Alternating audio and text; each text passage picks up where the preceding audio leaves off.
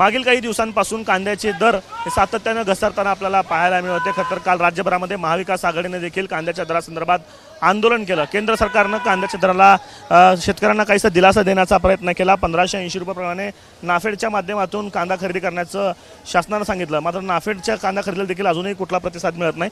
सोलापूरच्या बाजारामध्ये आपण सध्या आहोत. कांद्याचे लिलाव सुरू या ठिकाणी. कांद्याची काय परिस्थिती आहे आपल्यासोबत व्यापारी इफ्तेखार तुळजापुरे. तर मला सांगा काय नेमकी कांद्याची परिस्थिती आहे. मागच्या अनेक महिन्यापासून कांद्याचे दर घसरले होते. मागच्या 2 दिवसापासून काय परिस्थिती? मागच्या 2 पासून कांद्याचे दर वाढले. 500-500 800 रुपयांना वाढले रेट. काय ते माल 1000-1100 रुपये विकायचा माल 2000-2200 रुपये विकू लागला आहे. आणि मालमध्ये तेजी येऊ लागली आणि अजून रेट वाढलेलं अशी आम्हाला अपेक्षा आहे. कशामुळे मागच्या 2 दिवसात का रेट वाढलेत, काय कारण आहे?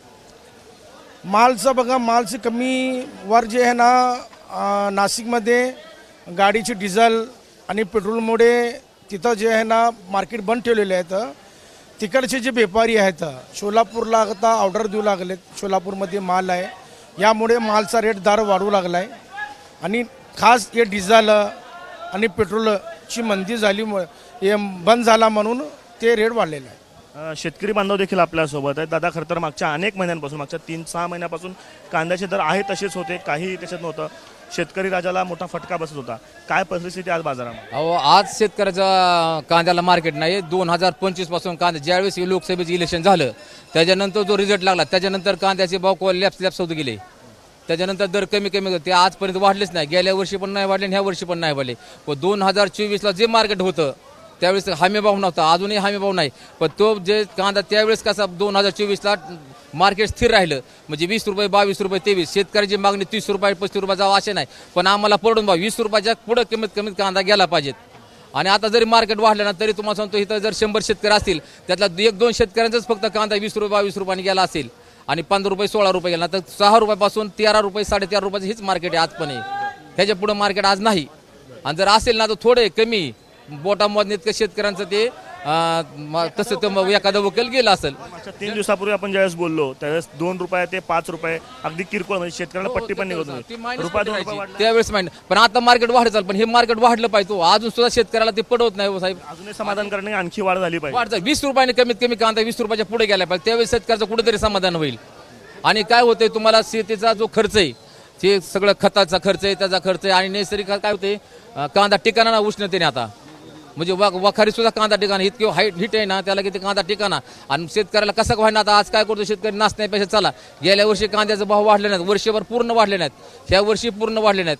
2024 मध्ये जे स्थिर भाव राहिले ना त्याप्रमाणे भाव राहायला पाहिजेत. मामा, किती कांदा आणला तर किती गेलाय? 70 गुणी आणली होती. काय भावना गेला? 1500, 1300, 1400. परवडतं का याच्यामध्ये? काय परवडतंय? 70,000 रुपये खर्च होतो एकरी खताचा, लेबर. कसं परवडायचं? सरकार तर नाफेडच्या माध्यमातून खरेदी करायला लागलं तिथं 1500. नापेडने उतरायला पाहिजे मार्केटमध्ये. नापेड नाशिकला उतरले की, पण आपल्याकडे कुठं उतरलेत? आपल्याकडे उतरले नाहीत. आपल्याकडे मार्केटमध्ये उतरायला पाहिजे. हे काय करते, ते व्यापाऱ्याचाच माल घेते ते नापेड. असं निलावत उतरायला पाहिजे त्यांनी. तुमचं काय म्हणत होतं नाफेडचं बाबतीत? नाशिकचं मार्केट बंद आहे सध्या. मग नाशिकमध्ये तिथं नाफेड उतरले. पण आज सोलापूरमध्ये एकही कांद्याची पिशवी त्यांची खरेदी नाही. तर त्यांनी पण इथं कांदा खरेदी करावं. इथं कांदा खरेदी जर त्यांनी केला तर आपल्याला शेतकऱ्याला रेट मिळेल. थोडीशी स्पर्धा होईल व्यापाऱ्यांनी नाफेड. होणार ना, 100%च की. आता काहीतरी 15 रुपये 80 पैसे काहीतरी नाफेड खरेदी करते. पण ते करतंय कुठं? फक्त नाशिकमध्ये. सध्या सोलापूरमध्ये मला दावा की नाफेडने कुठं खरेदी केली, अजून कुठंच त्यांची खरेदी नाही. पण पाहिजे. आज जर तसा विचार जर केला, आज हे म्हणतात की 14 रुपये 15 रुपये एवढं मार्केट वाढलं, तेवढं मार्केट वाढलं. पुढं 2 दिवस सुट्ट्यात, बकरी ईदच्या सुट्ट्यात, त्याच्यामुळे आज 2-4 रुपये मार्केट वाढले.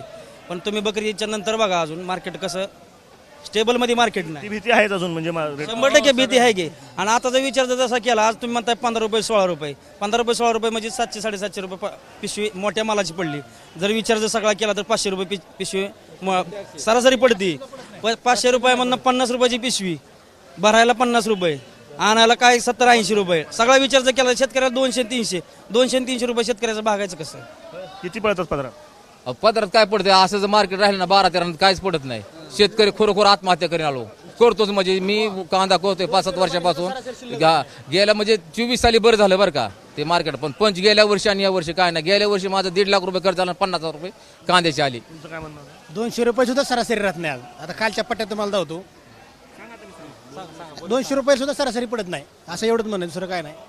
जरी आता 20 रुपये निघत असेल फक्त अख्ख्या मार्केटमध्ये, समजा एका व्यापाऱ्याकडे 1 ते 2 वकलं 20 रुपये काढणार, बाकी सगळे 15-16 ह्याच्यावर जातच नाही अजिबात.